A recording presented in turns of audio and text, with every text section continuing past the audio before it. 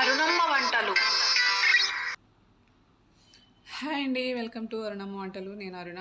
ఈరోజు ఈ వీడియోలో మీకు క్యారమిల్ కస్టర్డ్ బ్రెడ్ పుడింగ్ ఎలా తయారు చేయాలో మీకు చూపించబోతున్నానండి. చాలా ఈజీగా చేయొచ్చు, చాలా టేస్టీగా ఈజీగా ఉంటుంది.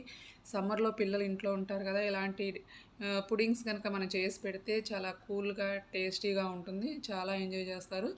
మీరు తప్పకుండా ఇలా ట్రై చేసి మీ పిల్లలకు చేసి పెట్టండి. ఎలా వచ్చిందో కామెంట్ సెక్షన్లో కామెంట్ అయితే చేయండి. ఇప్పుడు నేనైతే 4 బ్రెడ్ స్లైసెస్ని తీసుకున్నాను అండి. మిల్క్ బ్రెడ్ ఇది. మిల్క్ బ్రెడ్ అయితేనే మనకి టేస్ట్గా ఉంటుంది పుడింగ్ కోసం.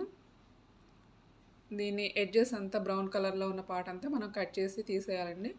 ఎందుకంటే మొత్తం కలిపి మనం మిక్సీ చేస్తే అంతా బ్రౌన్గా వైట్గా అయిపోతుంది. మనకి వైట్ పార్ట్ ఒక్కటే కావాలి. అదిగాక మనకి బ్రౌన్ పార్ట్ కొంచెం గట్టిగా ఉంటుంది కాబట్టి మనకు అది అవసరం లేదు. మీకు ఎక్కువ స్లైస్లు కావాలన్నా కూడా ఎక్కువ తీసుకోండి. నేనైతే 4 స్లైసెస్తో మీకు చేసి చూపించబోతున్నాను. చూడండి, ఇలా కట్ చేసేసుకుని వీటిని కూడా మనం చిన్న చిన్న పీసులుగా కట్ చేసుకోవాలండి. కట్ చేసుకొని మనం మిక్సీ జార్లో వేసుకొని గ్రైండ్ చేసుకోవాలి.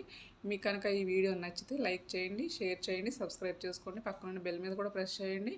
మీకు ఈజీగా టేస్టీగా రెసిపీస్ ఎలా చేయాలో మీకు వీడియోస్ చేసి మీకు పోస్ట్ చేస్తాను. నేను వీడియోస్ పోస్ట్ చేయగానే వెంటనే మీకు వీడియో నోటిఫికేషన్ వస్తుంది. మీరు వెంటనే వీడియోస్ చూడొచ్చు. చూడండి, ఇలా చిన్న చిన్న పీసెస్ని కట్ చేసేసుకోవాలి. కట్ చేసుకుని వీటిని మనం ఒక మిక్సీ జార్లోకి వేసుకుందాము. మిక్సీ జార్లోకి వేసుకుని పౌడర్ లాగా చేసుకోవాలి. చూడండి, ఇవన్నిటిని మిక్సీ జార్లో వేసుకుందాం. ఇలాంటివి మన సమ్మర్లో చాలా పిల్లలకు చేసి పెడితే చాలా ఎంజాయ్ చేస్తారు. చాలా టేస్టీగా ఉంటుంది. ఈజీగా కూడా చేసేసుకోవచ్చు అండి. సింపుల్ ప్రాసెస్తో మీకు చూపిస్తున్నాను, మీరు ఫాలో అవ్వండి. చూడండి, ఇలా పౌడర్ అయితే చేసేసుకోవాలి. ఇప్పుడు ఒక స్పూన్ నేను కస్టర్డ్ పౌడర్ తీసుకున్నానండి. వెనీలా ఫ్లేవర్ ఇది. దీనిలో వాటర్ పోసి కలుపుకోవాలి. నార్మల్ వాటర్ అనమాట ఇవి. మనకి ఫ్రిడ్జ్లో వాటర్ కానీ హాట్ వాటర్ కానీ ఏమీ కాదు, నార్మల్ వాటర్ పోసి వీటిని కలుపుకోవాలండి. ఎందుకంటే మన వేడి దానిలో కనుక పోస్తే గడ్డలు కట్టేస్తుంది. అందుకని ముందుగానే మనం కలిపి పెట్టుకోవాలి. ఇప్పుడు నేను క్యారమిల్ రెడీ చేయడానికి ఇలా బాండి పెట్టుకుని దానిలోకి షుగర్ యాడ్ చేస్తున్నాను.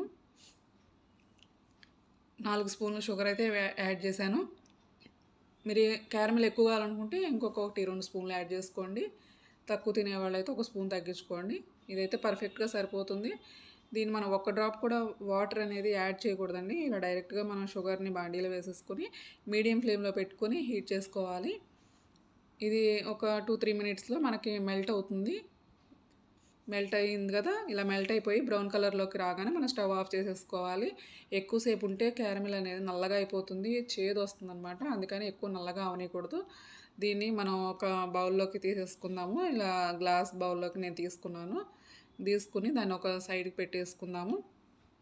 చూడండి, ఇలా ఈ కలర్లోకి వచ్చింది కదా, ఇలా పక్కన పెట్టేసుకుంటే మనకు అది కూల్ అవుతుందండి. ఈలోపు మనం వేరే ప్రాసెస్ చేద్దాం.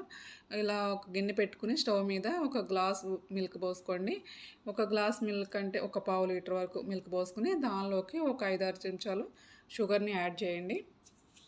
మీరు స్వీట్ తినేదాన్ని బట్టండి. నేనైతే 5 స్పూన్స్ వేసాను షుగర్. ఇంకా ఎక్కువ స్వీట్ కావాలనుకునే వాళ్ళు కొంచెం ఎక్కువ యాడ్ చేసుకోండి. ఈ షుగర్ అంతా మెల్ట్ అయ్యి పాలు కాగే వరకు ఉంచుకోవాలి స్టవ్ మీద.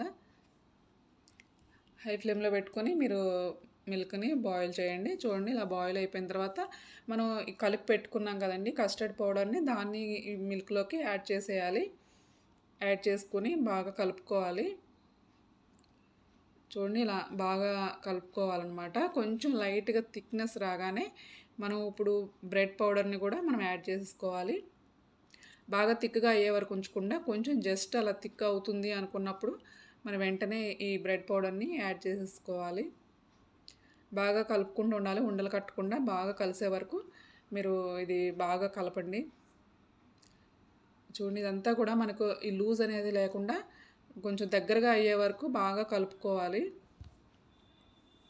ఈ ఉండలు కట్టకుండా మనం బాగా సాఫ్ట్గా అయ్యే వరకు బాగా గరిటెతోటి ఇలా మెదుపుకోవాలన్నమాట.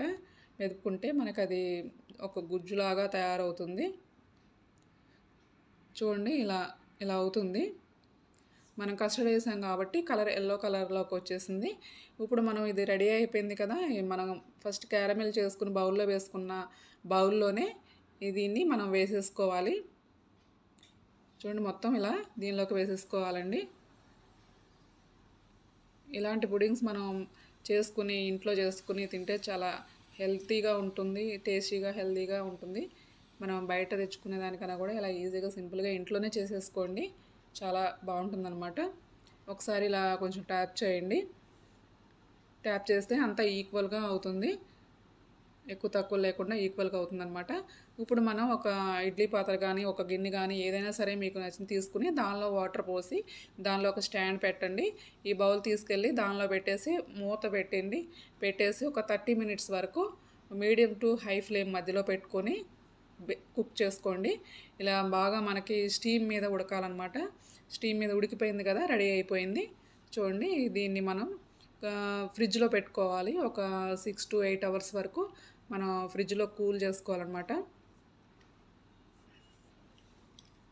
మనం ఎంత కూల్ అయితే అంత టేస్టీగా ఉంటుంది.